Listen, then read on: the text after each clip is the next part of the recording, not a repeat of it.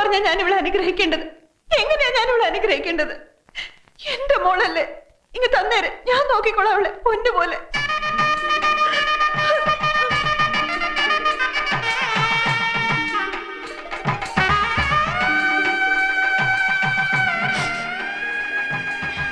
എടുത്തോ, എടുത്തോണ്ട് പോക്കോ. എന്നിട്ട് അവിടെ ചെറുക്കനെ അവക്കം കൊടുത്തേന്.